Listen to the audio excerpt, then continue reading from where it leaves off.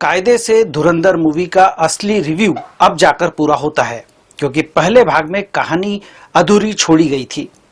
Dhurandhar the revenge उसी अधूरे वादे का जवाब है, और सिर्फ जवाब ही नहीं बल्कि एक ऐसा सिनेमाई विस्फोट भी है जो दर्शक को शुरुआत से अंत तक अपनी गिरफ्त में ले लेता है। धुरंधर की ऐतिहासिक सफलता के बाद सबसे बड़ा सवाल यही था कि क्या दूसरा भाग वही जादू दोहरा पाएगा। पहले भाग में दर्शक कहानी और किरदारों से परिचित हो रहे थे, जबकि दूसरे भाग में उसी सफर को आगे बढ़ाना था और यहाँ पर जोखिम ज्यादा था। लेकिन निर्देशक आदित्य धर इस चुनौती को बखूबी समझते हैं और बहुत ही होशियारी से फिल्म की शुरुआत उस हिस्से से करते हैं जिसे पहले भाग में जानबूझकर अधूरा रखा गया था। फिल्म का शुरुआती हिस्सा जसकीरत सिंह रांगी के अतीत को सामने लाता है। वही जसकीरत जो आगे चलकर हमजा अली मजारी बनता है। यह ट्रांजिशन सिर्फ एक नाम बदलने की कहानी नहीं, बल्कि एक इंसान के भीतर टूटने, बिखरने और फिर एक खतरनाक रूप में ढलने की प्रक्रिया है। जसकीरत और उसके परिवार के साथ जो ज्यादती होती है वो दर्शकों को झकझोर देती है। खासकर वह सीन जहां जसकीरत अपनी बंधक बहन को छुड़ाने जाता है और उसका सामना उससे होता है। बिना संवाद का यह दृश्य दर्शकों को भीतर तक हिला देता है। इसके बाद फिल्म सीधे लियारी की जमीन पर उतरती है, जहां कहानी अपने असली रंग में आती है। यहाँ हमजा को मेजर इकबाल, चौधरी असलम, खनानी ब्रदर्स जैसे किरदारों से हिसाब चुकता करना है, और साथ ही उन ताकतों से भी जो भारत के खिलाफ साजिशों में शामिल हैं या थे।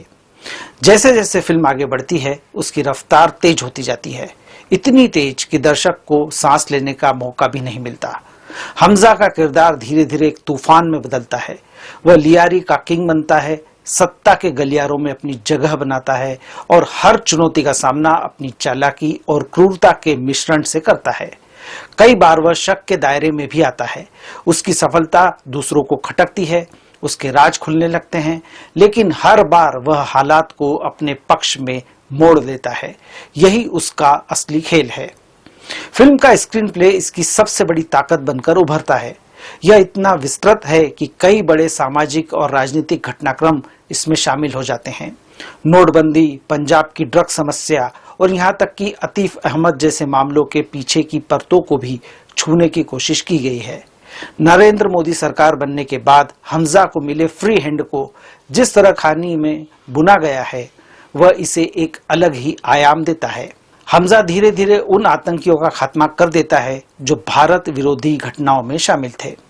इतने फैलाव के बावजूद फिल्म कहीं भी बिखरती नहीं है। हर सीन कुछ कहता है, हर किरदार कुछ जोड़ता है और हर घटना कहानी को आगे बढ़ाती है। यह दुर्लभ संतुलन ही फिल्म को खास बनाता है।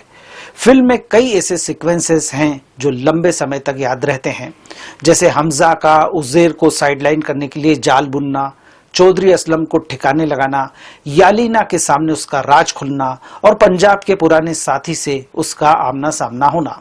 ये सारे सीन न सिर्फ रोमांच पैदा करते हैं बल्कि दर्शकों के भीतर एक बेचैनी भी बनाए रखते हैं कि आगे क्या होगा। क्लाइमैक्स फिल्म का सबसे बड़ा सरप्राइज पैकेज है। कई बार ऐसा लगता है कि अब कहानी खत्म हो गई, लेकिन हर बार एक नया ट्विस्ट सामने आता है। यह लगातार चौंकाने की रणनीति फिल्म को एक अलग ही लेवल पर ले जाती है। निर्देशक आदित्य धर का टोन इस बार पहले से ज्यादा तीखा नजर आता है। फिल्म में पाकिस्तान के खिलाफ आक्रामकता साफ झलकती है। हालांकि हीरो खुद यह कहता है कि उसकी लड़ाई किसी देश से नहीं बल्कि आतंकवाद से है। फिल्म का टोन इस बार ज्यादा हिंसक भी है। कई दृश्य इतने हिंसक हैं कि दर्शक नजरें फेरने पर मजबूर हो सकते हैं, लेकिन इन दृश्यों के पीछे ठोस कारण भी दिए गए हैं जिससे वे सिर्फ दिखावे के लिए नहीं लगते। बतौर निर्देशक आदित्य धर ने फिल्म को एक लार्जर देन लाइफ अनुभव में बदल दिया है। बिना संवाद वाले दृश्यों में पुराने हिट गानों का इस्तेमाल, स्लो मोशन शॉट्स और शानदार विजुअल ट्रीटमेंट, ये सब मिलकर फिल्म को एक अलग ही ऊंचाई देते हैं। एक्शन और ड्रामा के बीच संतुलन उनकी सबसे बड़ी सफलता है। आदित्य ने कई हिट फिल्मों से प्रेरणा लेकर फिल्म लिखी और निर्देशित की है जिसे समझदार दर्शक पकड़ लेते हैं, लेकिन उन्होंने चिर परिचित मसालों को मिलाकर इतने बढ़िया तरीके से परोसा है कि स्वाद के आगे दर्शक सब बातों को भुला देते हैं। बतौर निर्देशक आदित्य ने ड्रामे को बहुत मजबूती और तीव्रता के साथ पेश किया है। तकनीक के मामले में वे उस्ताद हैं और उनका शॉट कंपोजिशन जबरदस्त है। फिल्म के हीरो को उन्होंने कम संवाद दिए हैं और उसकी खामोशी को जबरदस्त तरीके से उभारा है। उसका एंग्री यंग मैन रूप और लावे जैसी उबलती भावनाओं को बिना संवादों के उन्होंने बेहतरीन तरीके से दर्शाया है। पहले पार्ट की तुलना में दूसरे पार्ट में सिनेमैटिक लिबर्टी का ज्यादा इस्तेमाल हुआ है, लेकिन फिल्म इतनी तेज गति से भागती है कि दर्शक इन बातों पर ध्यान नहीं देते। रणवीर सिंह ने बाजीराव मस्तानी, 83, गोलियों की रासलीला, पद्मावत जैसी फिल्मों में अभिनय के जौहर दिखाए हैं, लेकिन उनका यह एक्शन अवतार पहली बार देखने को मिला है। कम संवादों के जरिए अभिनय करना आसान नहीं होता, लेकिन उन्होंने अपनी आंखों, चेहरे के भाव और बॉडी लैंग्वेज से इसे जीवंत बना दिया है। उनका एंग्री यंग मैन अवतार और भीतर सुलगता गुस्सा हर फ्रेम में महसूस होता है।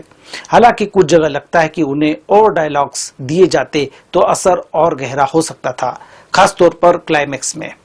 संजय दत्त एक दमदार विलेन के रूप में अपनी छाप छोड़ते हैं, जबकि अर्जुन रामपाल इस बार ज्यादा खतरनाक और प्रभावी नजर आते हैं। आर माधवन अपने सीमित सीन में भी तालियां बटोर लेते हैं। बाकी कलाकार भी छोटी छोटी भूमिकाओं में अपनी मौजूदगी दर्ज कराते हैं। राकेश बेदी के हिस्से में इस बार कम फुटेज आए हैं, लेकिन जब भी वे स्क्रीन पर आते हैं दर्शकों में मुस्कुराहट फैल जाती है और अंत में वे चौंका देते हैं। सारा अर्जुन को अपनी प्रतिभा दिखाने के लिए कुछ सीन मिले हैं जिसमें वे असर छोड़ने में कामयाब रही हैं। फिल्म का एक्शन और बैकग्राउंड स्कोर इसके बड़े प्लस पॉइंट हैं। एक्शन सीक्वेंस बेहद रॉ और इंटेंस हैं, जिसमें खून खराबा भरपूर है। शाश्वत सचदेव का बैकग्राउंड म्यूजिक हर सीन की तीव्रता को बढ़ा देता है, जबकि पुराने हिट गानों का इस्तेमाल फिल्म को एक खास स्टाइल देता है। त्रिदेव, थानेदार से लेकर बोनी एम तक के गाने सुनने को मिलते हैं। विकास नौलखा की सिनेमाटोग्राफी फिल्म को विजुअली शानदार बनाती है। एक्सट्रीम क्लोजअप और नए एंगल्स का इस्तेमाल फिल्म को एक अलग पहचान देता है। एडिटिंग इतनी चुस्त है कि 4 घंटे की लंबाई भी भारी नहीं लगती।